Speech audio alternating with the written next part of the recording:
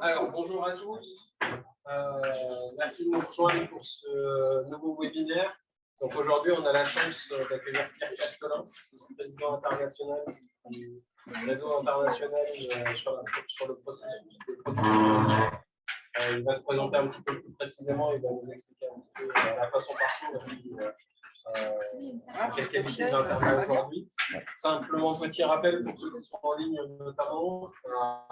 Donc ces webinaires, une série de webinaires qu'on a conçus avec Jean-Philippe cette année, qui interviennent dans le cadre d'un cours qui est en partenariat entre l'INSHEA et l'Université de Lorraine. Donc cours à destination des Master 2, Management des organisations sanitaires et sociales, d'IAM Nancy. Avec l'idée d'un cours sur les dynamiques internationales, et on a choisi cette année de traiter de la question de la convention internationale relative aux droits des personnes handicapées. Donc, une série de webinaires, on a déjà eu Muriel Mauguin sur la partie portée juridique de la convention. Aujourd'hui, Pierre va nous parler du lien entre la convention et le travail autour du PPH. J'en dis pas plus. Pierre, tu vas te présenter et nous expliquer un petit peu ce que tu vas pouvoir expliquer. On va couper le micro de la salle pendant que tu te présentes. Et je rappelle qu'il y a une captation et que ce sera retransmis ensuite sur la chaîne YouTube du réseau Acousi par la suite. Donc, ce sera de nouveau accessible pour ceux qui voudront assister au webinaire. Voilà. Merci. À toi la parole, Pierre. Oui, bonjour à toutes et à tous. Donc, je vais commencer par partager mon diaporama. Voilà, est-ce que vous le voyez bien? Oui. Oui, parfait. Donc, effectivement, je me propose d'évoquer avec vous la convergence entre la convention et le modèle de développement humain et du processus de production du handicap. Donc, le RIPPH, Réseau international sur le processus de production du handicap, que je représente aujourd'hui, a pour objectif, d'une part, de soutenir le développement de connaissances et de diffuser ces connaissances, ceci dans le cadre d'un réseautage international, mais avec une finalité qui est la promotion des droits humains. Alors, comme nous sommes proches du déjeuner, j'espère que vous n'avez pas mangé trop lourdement, je vous propose le menu suivant. On va commencer par établir le contexte et notamment l'évolution des paradigmes du handicap avant de passer à la présentation du modèle de développement humain et du processus de production du handicap, pour ensuite effectivement aller au cœur du sujet, qui est la convergence entre ce modèle et la CDPH. Quels sont les enjeux et quel est l'impact que ça peut avoir sur l'approche de l'inclusion et sur les répercussions sur l'offre de services. Je vous souhaite d'emblée bon appétit. Alors, commençons par les amuse-bouches, le contexte d'évolution des paradigmes du handicap. Allez, soyons fous, champagne pour tout le monde. Alors, l'évolution de la représentation du handicap depuis les années 70, où on parlait encore des personnes invalides, a fortement évolué. Dans les années 80, on parle du handicapé, pour ensuite parler de la personne handicapée. Et aujourd'hui, effectivement, on parle de la personne en situation de handicap. Donc, on est passé d'une logique qui était axée sur la charité, la compassion, pour aujourd'hui, admettre que la personne a des droits. Alors, je vais vous poser une question et puis on tentera d'y répondre. Quand on utilise aujourd'hui le concept de personne en situation de handicap, est-ce qu'il s'agit simplement d'un changement sémantique en remplacement de personnes handicapées ou s'agit-il réellement d'un nouveau paradigme? Deux regards sur le handicap. Un regard qui est d'abord axé sur les déficiences que la personne peut présenter ainsi que sur ses incapacités. Donc un regard qui est axé effectivement sur la personne. C'est le modèle individuel qui est prédominant dans une approche biomédicale. Ou alors un autre regard qui est davantage axé sur l'environnement, qu'il soit physique ou social. ou alors de considérer que la personne n'a pas accès aux mêmes droits que les autres membres de sa collectivité et que sa participation sociale s'en trouve limitée, ce qui représente le modèle social.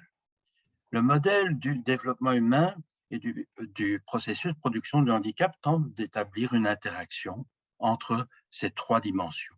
C'est ce que nous allons développer un tout petit peu après. Il faut savoir que le modèle individuel situe essentiellement le problème à régler sur la personne, et donc c'est la personne qui en assume toute la responsabilité du changement, alors que le modèle social attribue la responsabilité de la production du handicap à l'environnement physique ou social. L'évolution des classifications est un autre élément important dans cette représentation. Bien sûr, dans les années 80, nous avons la première classification, la CIDI. En 98, la première version du processus de production du handicap. En 2001, la classification internationale du fonctionnement du handicap et de la santé, la CIF.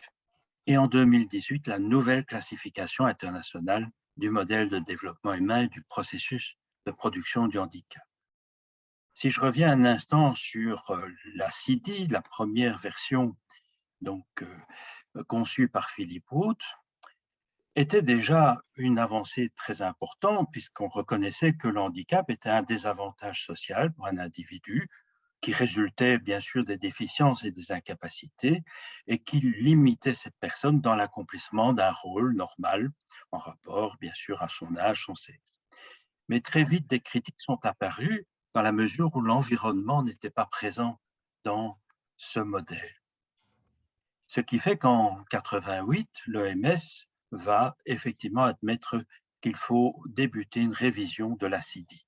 C'est ainsi que le centre collaborateur français aura la tâche de revoir les déficiences. Le centre collaborateur des Pays-Bas, ce sera la révision des composantes d'incapacité, et le Canada, la composante handicap et environnement. C'est ainsi que le comité québécois, donc rattaché au centre collaborateur du Canada, va formuler une première option qui va donner lieu au processus de production du handicap, avec l'espoir que cette option puisse influencer effectivement la constitution de la version bêta de la CIF. C'est à ce moment-là également que l'IRIPPH va être créé. Et donc, en 98, la première version du modèle du processus de production du handicap va être conçue essentiellement par Patrick Fougerelas, anthropologue français d'origine, même s'il s'est expatrié par la suite, bien sûr, au Québec. Donc, modèle explicatif des causes et des conséquences des maladies, des traumatismes et autres atteintes à l'intégrité ou au développement de la personne. Cette première version va effectivement remettre au cœur du processus les facteurs environnementaux au même titre que les facteurs personnels et bien sûr les conséquences sur les habitudes de vie. Mais une critique va être formulée par rapport au positionnement des facteurs de risque et de cause qui restent principalement axés sur leurs conséquences sur les facteurs personnels de la personne, c'est-à-dire dans une option qui reste encore assez médicale. C'est ainsi qu'en 2010, Patrick Fougerelas va publier un ouvrage, La funambule, le fil et la toile, dans lequel il va repenser le concept, ce qui va donner lieu à la nouvelle version du modèle de développement humain et du processus de production du handicap. En 2018, après une année très chargée de révision, un comité va effectivement permettre la publication de la nouvelle classification internationale du modèle de développement humain et du processus de production du handicap. Donc aujourd'hui, nous avons trois classifications, l'ancienne de 98, celle de 2018 et bien sûr également la CIF. Alors, il faut avoir en tête que la classification de l'OMS s'inscrit dans la continuité de la classification des maladies de la CIMDIS. C'est ainsi qu'on trouve dans le modèle que l'origine, d'abord, doit se situer en termes de problèmes de santé, que ce soit troubles ou maladies, et que ces problèmes de santé vont être analysés dans l'impact qu'il y aura au niveau du fonctionnement du handicap, que ce soit les atteintes au niveau des fonctions organiques structurelles, leur impact au niveau de l'activité et de la participation de l'individu. En ce qui concerne les facteurs environnementaux, ils seront considérés comme des facteurs contextuels, de même que les facteurs personnels. Bien sûr, c'est sur base de la CIF que la loi de 2005 a été rédigée. C'est ainsi qu'on trouve au niveau de la définition qui est proposée dans la loi pour le handicap, constitue un handicap au sens de la présente loi, toute limitation d'activité ou restriction de participation à la vie en société subie dans son environnement par une personne en raison d'une altération substantielle, durable ou définitive d'une ou plusieurs fonctions physiques, sensorielles, mentales, cognitives ou psychiques, d'un polyhandicap ou d'un trouble de santé invalidant. C'est effectivement une très grande avancée, mais on peut malgré tout se poser la question de la place de l'environnement. Est-ce que l'environnement reste un facteur contextuel ou est-il considéré comme étant une cause? Il semble que quand on lit la définition et qu'on dit que c'est une restriction de participation sociale à la vie en société subie dans un environnement, l'environnement est davantage perçu comme un facteur contextuel et non comme une cause qui peut générer cette restriction. Poursuivons le menu. Alors, je vous propose ici de passer quand même à une petite entrée plus substantielle, la présentation du modèle du développement humain et du processus de production du handicap. Bon, je ne résiste pas à l'envie de vous partager une petite bière belge. Le modèle de développement humain s'inscrit tout au long de la vie de l'individu. Il considère que nous avons une personne avec toutes les particularités qui la constituent, que cette personne vit en interaction avec un environnement, que ce soit un environnement proche ou un environnement plus éloigné, plus social, qu'elle participe à la vie sociale, que ce soit dans les dimensions privées ou les dimensions dans les rôles sociaux, et que tout au long de la vie, ce qu'il faut avoir comme grille de lecture, c'est l'interaction qu'il y a entre ces trois dimensions. C'est notre vie à tous, et nous essayons tout au long de notre vie de mettre de l'huile dans les engrenages pour que ça fonctionne de façon satisfaisante. Malheureusement, des personnes vont subir des parcours qui vont créer des dysfonctionnements dans ce processus.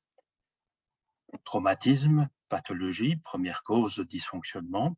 Ça peut être des données biologiques congénitales, mais également des processus de déséquilibre, d'inadaptation, que ce soit dépression, deuil, agression, toxicomanie, etc., qui vont créer effectivement des processus qui vont entraîner des dysfonctionnements dans le fonctionnement quotidien de la personne. Et donc, le processus de production du handicap nous permet d'essayer de comprendre les causes de ces dysfonctionnements, les conséquences, et de là, de pouvoir identifier les priorités d'action. Donc, pour résumer, que signifie production du handicap?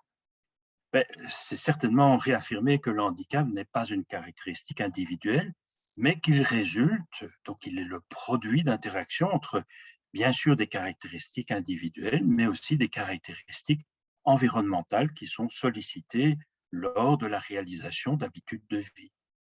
Et donc, le handicap représente une restriction de la participation sociale, voire une entrave à l'exercice des droits humains.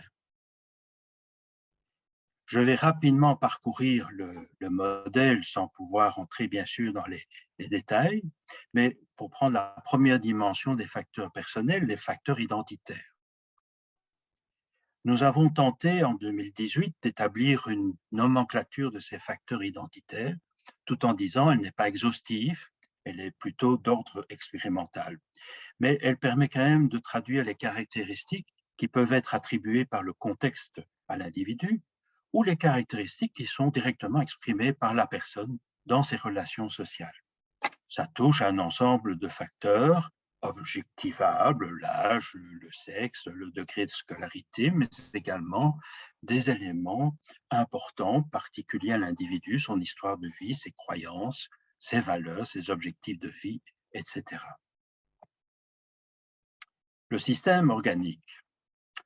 Oh, rien de particulier. Le système organique reprenne l'ensemble des systèmes qui constituent effectivement notre organisme et notre fonctionnement.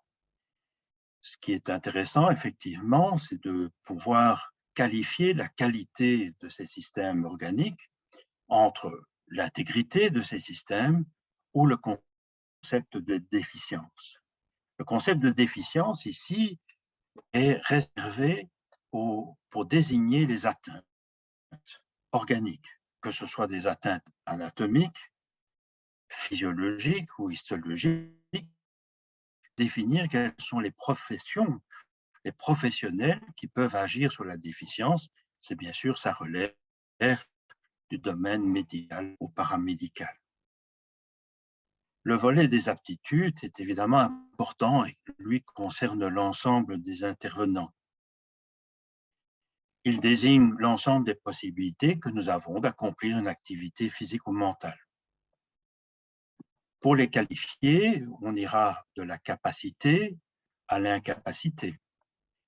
Les grandes catégories d'aptitudes relèvent des aptitudes intellectuelles, langage, comportement, sens et perception, activité motrice, respiration, digestion, excrétion, reproduction ou protection et résistance. Nous avons tous les mêmes aptitudes.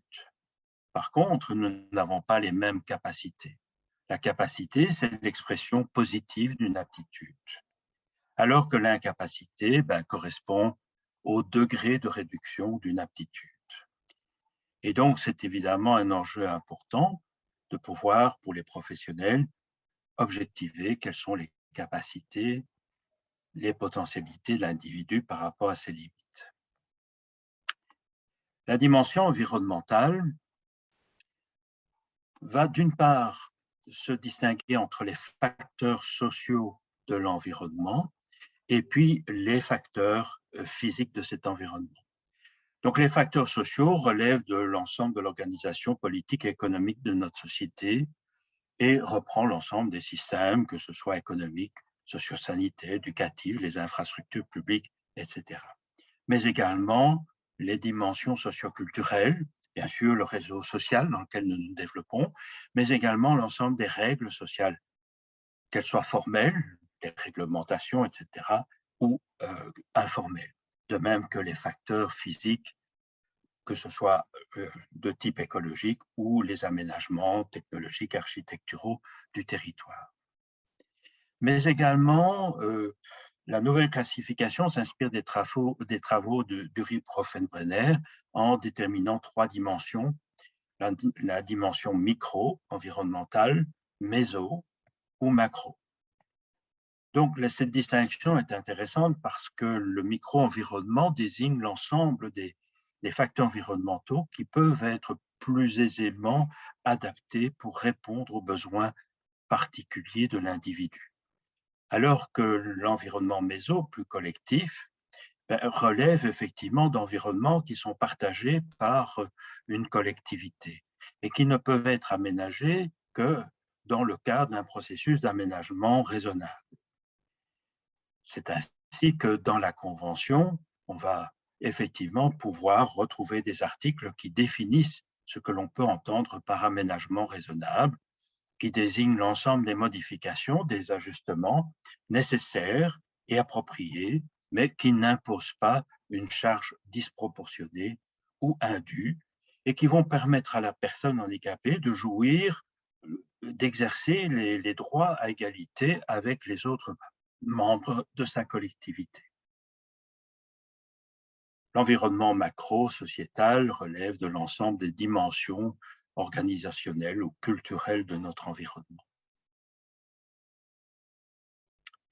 Et enfin, pour terminer ce parcours, les habitudes de vie.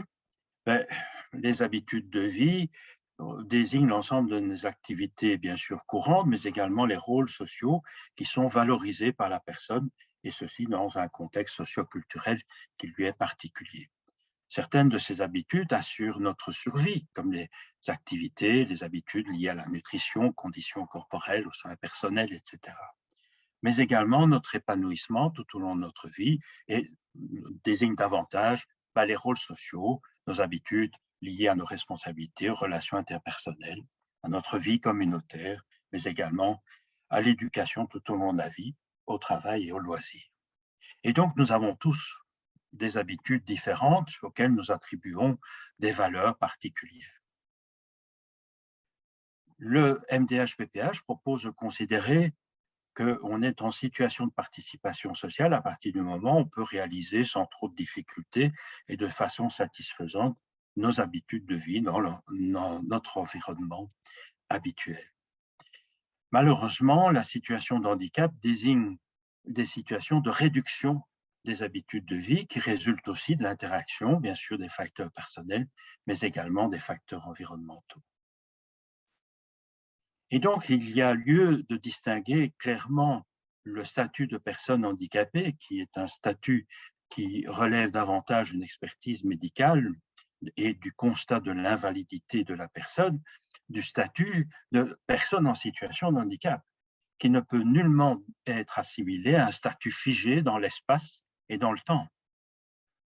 Une personne vit des situations de handicap variables en fonction, effectivement, du lieu dans lequel elle est et en fonction aussi du moment de son existence. Pour terminer avec ce modèle propose aussi, dans l'ensemble des dimensions que je viens de parcourir, de qualifier également les facteurs de risque et les facteurs de protection. Il désigne des probabilités, soit de provoquer une maladie, un traumatisme, toute autre atteinte à l'intégrité pour les facteurs de risque, ou inversement, des facteurs de protection, de prévenir ces mêmes dommages pour la personne. Et donc, ce sont des qualificateurs qui sont très importants pour des professionnels, pour la personne. On peut tout à fait identifier, bien sûr, dans les facteurs personnels, des facteurs de risque, par exemple des risques d'épilepsie, mais mettre en place effectivement des facteurs de protection dans l'environnement, une médication appropriée, de pouvoir effectivement informer davantage le personnel, l'entourage, mais également dans les habitudes de vie. Le tout doit s'inscrire dans une démarche éthique qui permet aussi de respecter le droit à l'autodétermination de la personne. Enfin, ce modèle s'inscrit clairement dans un flux temporel qui nécessite effectivement de pouvoir suivre l'évolution des situations, puisque nous sommes effectivement dans des photographies de moments différents de l'existence de la personne. Deux concepts importants. Le premier concept très important, c'est celui de l'interaction. Il est fondamental qu'on puisse mettre effectivement en liaison l'ensemble des éléments de ce modèle. Mais l'autre concept important, c'est la participation sociale. Alors, que peut-on attendre par la participation? Il faut entendre partager. C'est-à-dire qu'il ne suffit plus de considérer que notre travail consiste à instruire les individus ou les soigner ou les éduquer, les rééduquer, mais il faut aussi et surtout se préparer à partager une part du pouvoir, de la puissance. C'est-à-dire que, bien sûr, la participation sociale est éminemment subjective et Serge Ebersol nous le dit très bien en disant que la valeur d'une activité sociale est largement dépendante de la signification sociale que donnent les différentes parties en présence dans une activité. Mais c'est donc admettre le sens de la singularité et de la différence de chaque individu. C'est aussi un enjeu sociétal entre, d'une part, une approche de la démocratie représentative ou de la démocratie participative. À une époque d'élections en France, je pense que le sujet est brûlant. La démocratie représentative, c'est toutes les situations où je cède mon droit de décider. car j'estime que la personne a le savoir, le pouvoir. C'est la relation de soignant-soigné. Or, ici, nous sommes plus dans une démarche de démocratie participative. Je souhaite participer au processus de décision, car je sais ce qui est important pour moi.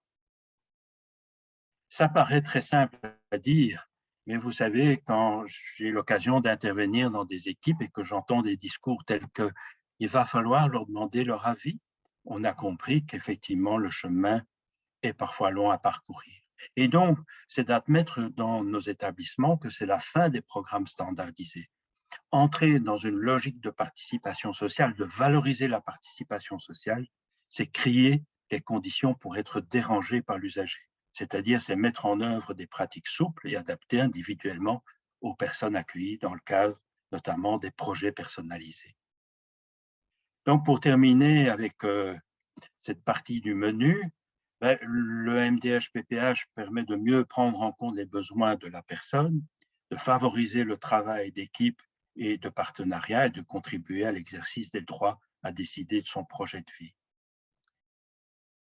Pour répondre à la question que je vous posais, il devient tout à fait, je dirais, inexact d'associer par exemple à situation de handicap un qualificateur en lien avec les incapacités ou les déficiences de la personne. Parce que la situation de handicap, c'est par exemple celle qui empêche d'exercer l'emploi de mon choix, qui m'empêche de suivre ma scolarité, qui empêche d'assurer mes soins personnels, etc. Et donc, ce modèle peut s'appliquer bien sûr au plan individuel, notamment pour développer des projets personnalisés, mais s'applique également sur le plan collectif.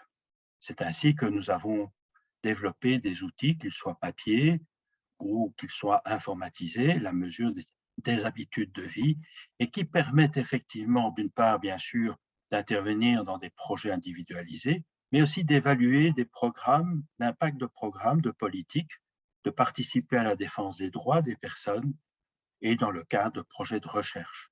C'est ainsi qu'avec ces outils, on peut établir un profil de participation sociale à un temps zéro, puis ensuite mettre en œuvre un programme, qu'il soit public, privé, etc., et de pouvoir mesurer quelle est l'amélioration de la participation sociale au terme d'un projet développé, et beaucoup de recherches ont été faites en ce sens. Je continue le menu, convergence entre le MDH et CDPH. Alors, je passe à un plat tout à fait national, le moule et frites, et un petit vin blanc. Il y a une grande convergence entre ce modèle et la Convention relative aux droits. Je vous rappelle que la France a ratifié le 18 février 2010 cette convention. Si je me permets de le rappeler, c'est que très souvent, c'est ignoré en France. C'est du moins le constat que j'en fais. Il faut savoir que c'est une convention dans laquelle la société civile, les organisations de personnes en situation de handicap ont largement contribué. C'est une convention qui ne crée pas de nouveaux droits, mais qui permet effectivement de s'assurer que les personnes handicapées puissent jouir des mêmes droits que les autres. Ce qui est intéressant aussi de rappeler, c'est que c'est une convention à portée obligatoire. L'État qui la ratifie s'engage effectivement à changer ses propres lois ou à créer de nouvelles lois pour les ajuster au contenu de cette convention.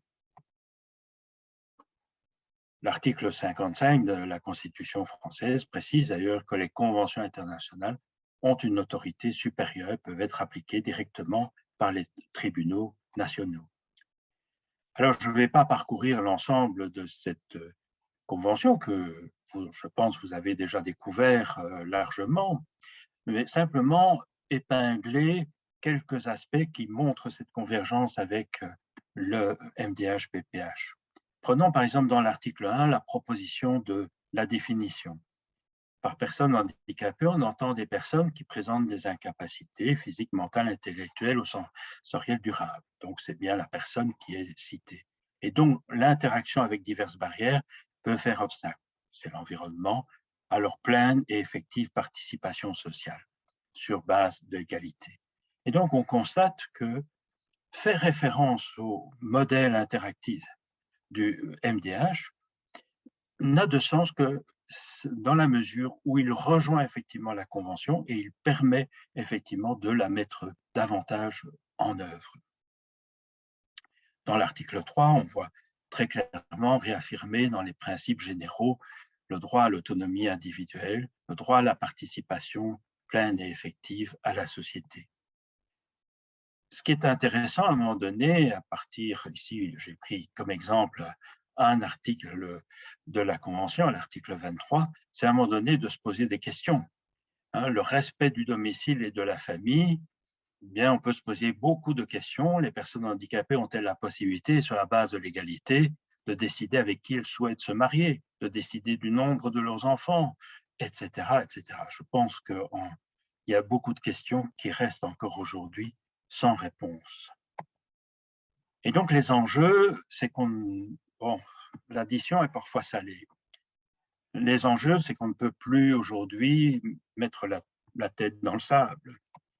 D'une part, parce qu'il y a des mécanismes de suivi de la Convention, que ce soit les rapports des experts ou au plan national également des structures nationales qui sont en charge d'assurer ce suivi, et que l'on constate effectivement que le travail est encore important. Je vais simplement prendre pour exemple le rapport de la visite des experts en France. Eh bien, ce rapport était assez critique.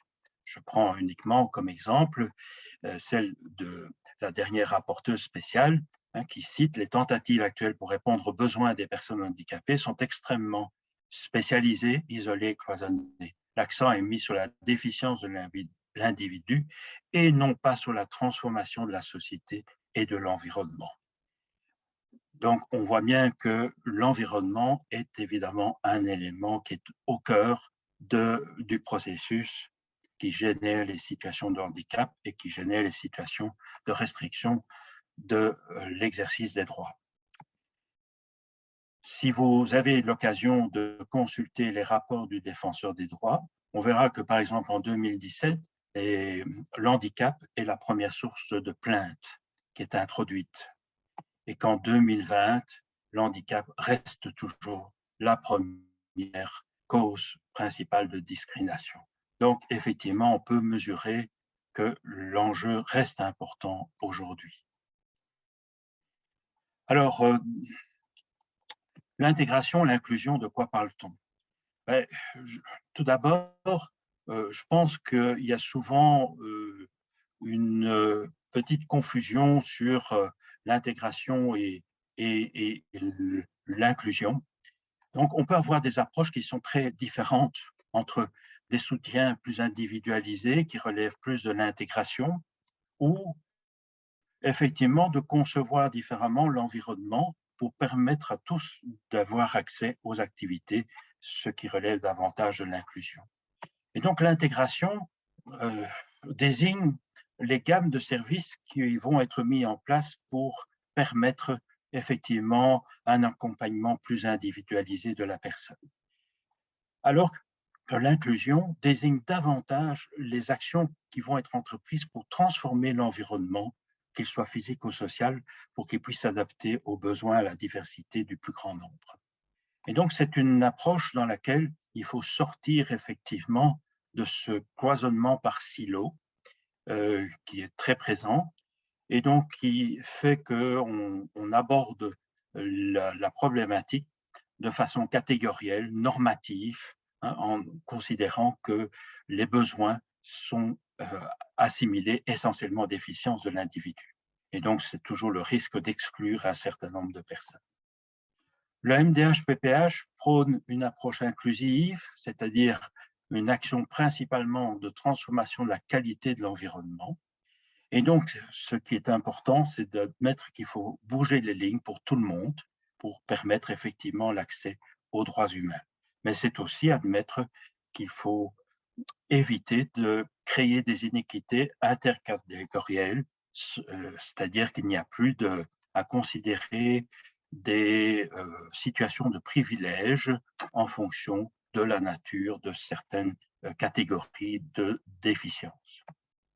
C'est travailler avec l'environnement, c'est au niveau des services peut-être envisager que les services spécifiques doivent être repensés.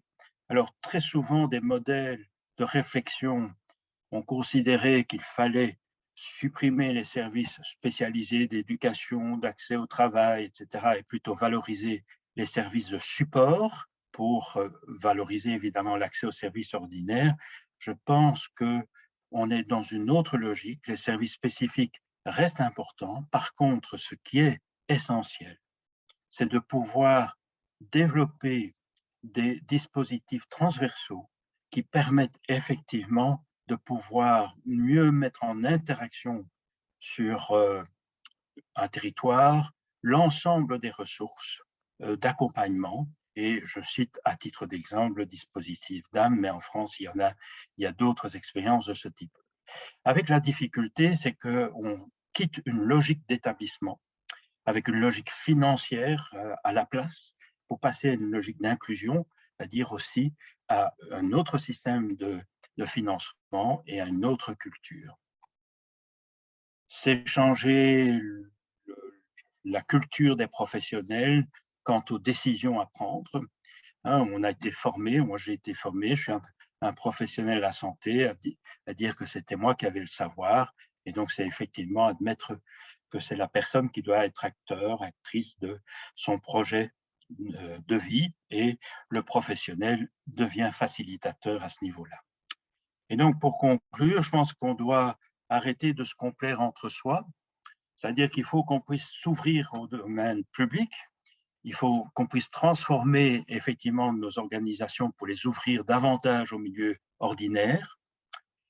C'est pas facile parce que travailler avec l'environnement, sortir de son institution, c'est quitter sa zone de confort. Et quand on quitte sa zone de confort, on entre dans une zone de peur parce qu'on n'a plus ses repères, parce qu'on n'a pas nécessairement confiance dans ses capacités. Ça veut dire qu'il faut qu'il y ait vraiment une politique d'accompagnement et notamment d'apprentissage de nouvelles compétences, de manière à ce qu'effectivement, finalement, les personnes puissent retrouver une zone dans laquelle ils vont retrouver du sens à leurs valeurs et qu'ils vont pouvoir effectivement valoriser de nouvelles compétences. Et donc, ça demande effectivement toute une stratégie de management pour accompagner ce changement. Pour conclure, Charles Gardot nous propose ceci: être inclusif, ce n'est donc pas faire de l'inclusion pour corriger a posteriori les dommages, les iniquités, les catégorisations et les ostracismes, c'est redonner sens à la vie sociale dans la maison commune. Je vous remercie de votre attention et j'espère que vous n'avez pas frisé l'indigestion.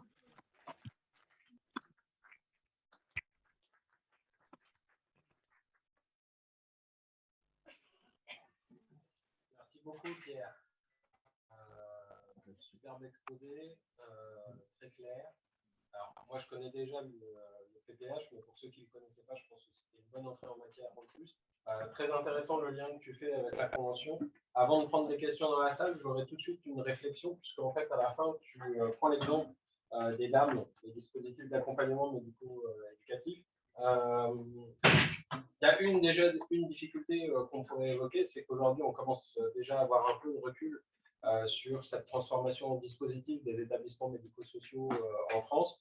Et on voit qu'une des difficultés, mais tu l'as évoqué rapidement, c'est que c'est très compliqué d'imaginer des transformations d'organisation dans les établissements médico-sociaux si on ne pense pas la transformation notamment de l'école en amont. Aujourd'hui, les DAM ou les établissements médico-sociaux qui sont transformés en dispositifs rencontrent une grande difficulté, c'est que l'interaction avec l'école n'a pas forcément été questionnée et on se retrouve avec des gamins qui parfois passent plus de temps avec des chauffeurs de taxi qu'avec des éducateurs. Donc on a une grande difficulté, je pense, à effectivement repenser le modèle de manière globale et complète en réinterrogeant le milieu ordinaire et pas seulement en essayant de transformer les établissements médico-sociaux.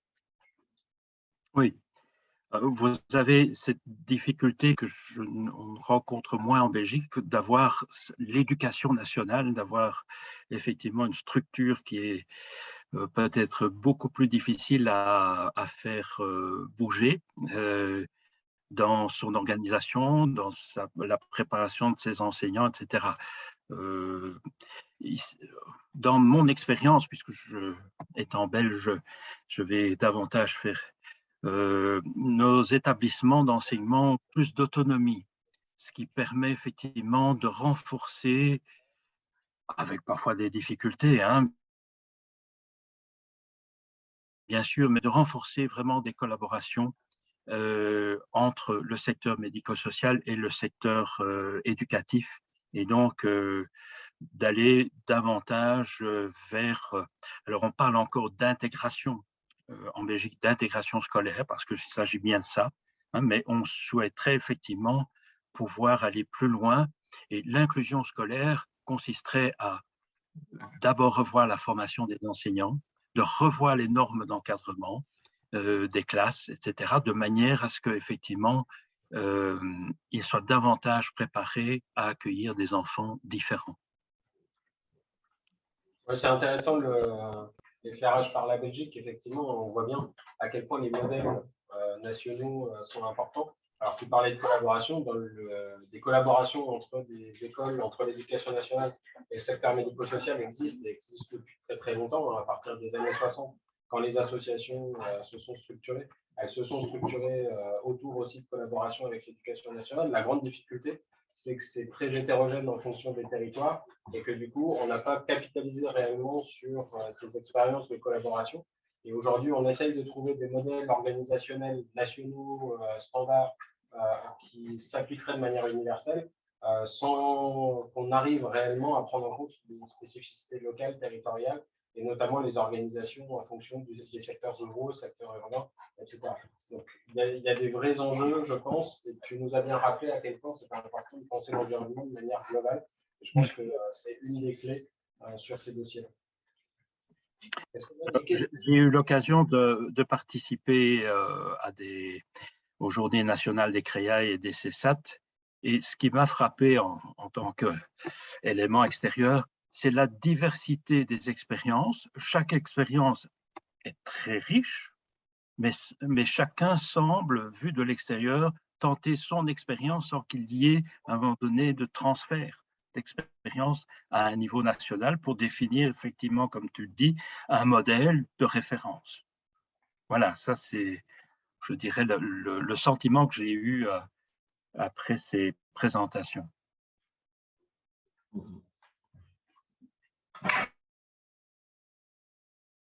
D'autres questions? Il y a une remarque d'Audrey. C'est bizarre. Alors, on a une question sur le chat. La même question, mais avec la question de l'emploi et l'accès à l'emploi. Qu'est-ce qu'il en est en Belgique sur ce point?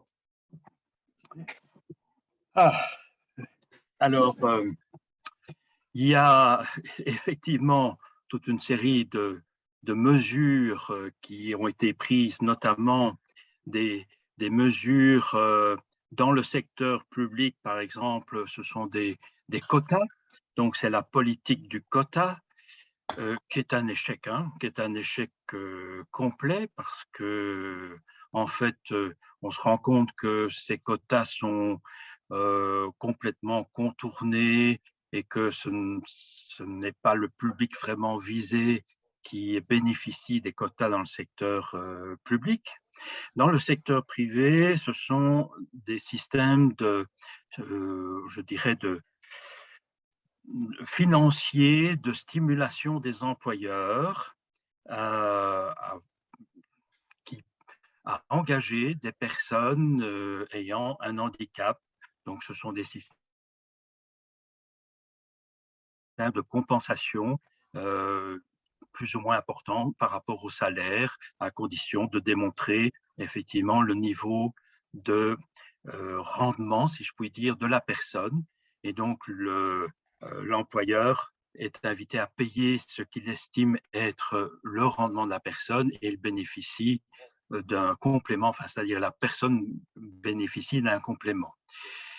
Ce qu'on se rend compte, c'est que autant dans les années 70, ça marchait très bien, et notamment les syndicats étaient porteurs de ce projet, autant dans des situations plus de crise d'emploi, les premières personnes qui se trouvent exclues de l'emploi, ce sont les personnes qui vivent des situations de handicap, et que là, les syndicats n'ont plus la même vigilance à les défendre, parce que souvent, ce sont des personnes qui n'adhèrent pas au syndicat. Et non, ce n'est pas très intéressant pour les syndicats. Donc voilà, je pense que on n'est pas du tout un modèle. Je crois qu'on avait regardé dans la première séance le documentaire et on avait pu discuter avec Yann Grenier, donc le documentaire futur antérieur dans lequel Patrick était interviewé aussi. Et on s'apercevait que finalement, et c'est, je pense, quelque chose qui revient dans ce cours sur les dynamiques internationales, il n'y a pas de modèle idéal. Il n'y a pas de modèle idéal ni au Québec, ni en Belgique, ni ailleurs. Ce qui est intéressant, c'est comment ces modèles, comment ces dynamiques internationales éclairent un petit peu ce qui se passe et nous accompagne et nous aide à mieux comprendre un petit peu le modèle français tel qu'il est aujourd'hui. Oui. Alors, moi, de mon association en Belgique, nous avons développé un outil qui s'appelle ESAP et qui est parfois utilisé notamment par des services de ressources humaines pour essayer d'objectiver de façon un peu plus précise les potentialités d'un individu à pouvoir être admis à telle ou telle fonction. Parce qu'on se rend compte que souvent la médecine du travail a une vision très médicale et qui n'est pas suffisamment prédictive des potentialités de l'individu. Et donc, on a essayé de développer un outil qui permet effectivement de mieux éclairer quelles sont les potentialités de la personne. Mais malheureusement, c'est une procédure qui demande du temps et très souvent on nous oppose en disant ben, on n'a pas le temps. Et donc, voilà, ça reste encore un peu marginal comme procédure. Et donc, des personnes se retrouvent exclues parfois du travail sur base uniquement d'un vieux dossier médical sans même voir la personne. On n'en est pas fier. Il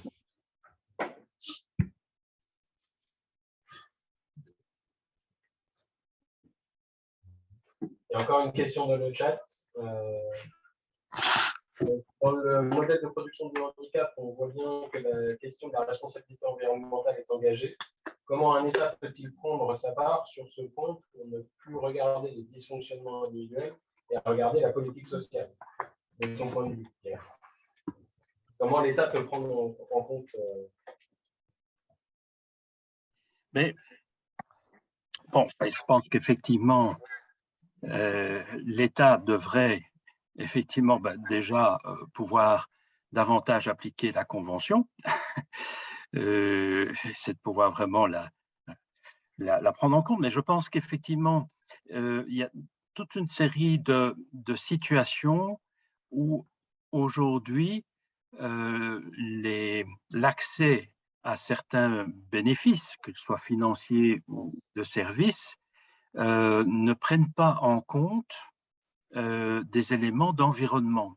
Alors, bien sûr que l'État ne pourra pas prendre en compte tous les éléments environnementaux. On est bien d'accord qu'il y aura forcément des limites, mais on ne peut plus avoir des systèmes qui se basent uniquement sur le constat des déficiences ou des incapacités de la personne, sans prendre en compte également des éléments environnementaux objectivables pour déterminer l'accès à tel ou tel bénéfice. Voilà, donc ça c'est... J'ai participé en Belgique au niveau ministériel à la réforme du système d'évaluation du handicap.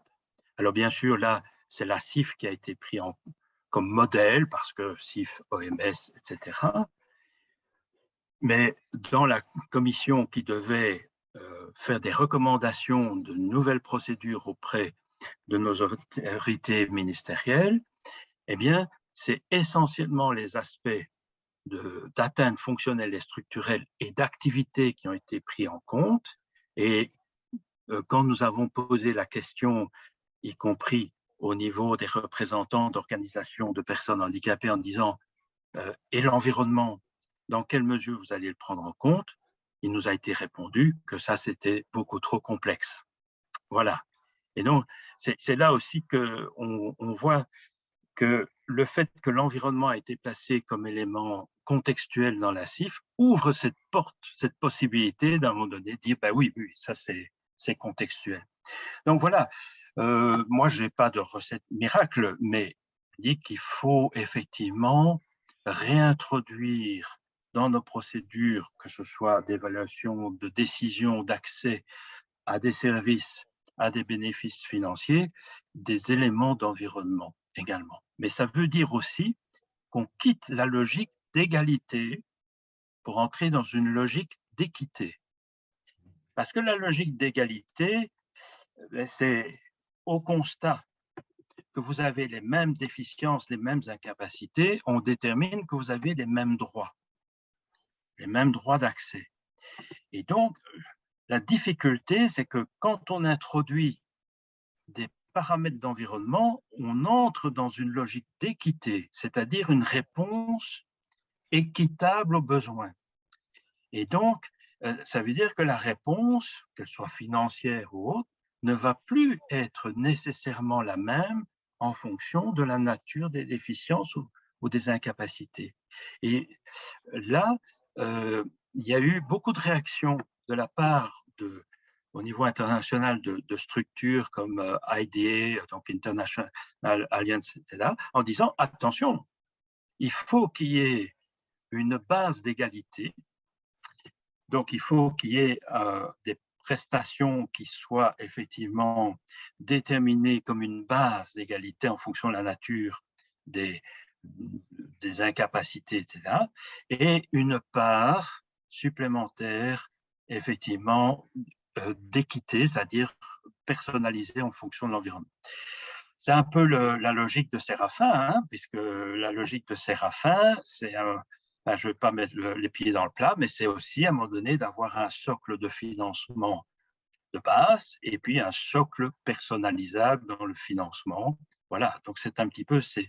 Donc, c'est très complexe d'introduire l'environnement parce que si on introduit totalement l'environnement, on tombe totalement dans des systèmes de singularité de l'individu. Et donc, le sentiment parfois d'inégalité. Voilà, je ne sais pas si j'ai été clair dans ma réflexion. Merci pour ta réponse. Moi, ça me fait penser clairement, par exemple, au dernier livre de Pierre-Yves Baudot et Emmanuel Fillon sur le fait que le handicap soit une cause politique. L'environnement, c'est avant tout des décisions, c'est un système politique. Et il y a effectivement des possibilités de le remettre en cause. Quand on te répond que l'environnement, questionner l'environnement, jusqu'où on fait de ces questions politiques, donc discutables, donc discutées, donc remises en cause, et qui peut remettre en cause et comment. Je pense que c'est là des grands sujets. Je pense que la formation ou la connaissance de la Convention permet justement déjà de réinterroger un certain nombre de choses. Des modèles comme le PPH permettent aussi d'avoir des outils supports qui permettent de venir moduler un petit peu la vision autour du handicap dans cette perspective. Une question? Non, pas de question ici? Jean-Philippe? Eh bien, écoute, on n'a plus de questions. Il n'y a pas d'autres questions en ligne, je crois. Je vais en profiter pour te remercier très chaleureusement, Pierre. C'était vraiment très intéressant. C'est parfait pour… Et nourrissant peut-être, nourrissant. On a apprécié les clins d'œil et le rapport à la culture belge qui était systématiquement… Les assortiments, mais le poisson était très bien aussi. Très bien. Et le menu était bien d'accord. Merci à beaucoup, vous Pierre.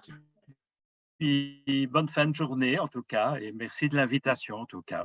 Tous ceux qui étaient en ligne avec nous pour nous suivre, et puis au prochain épisode pour un prochain webinaire.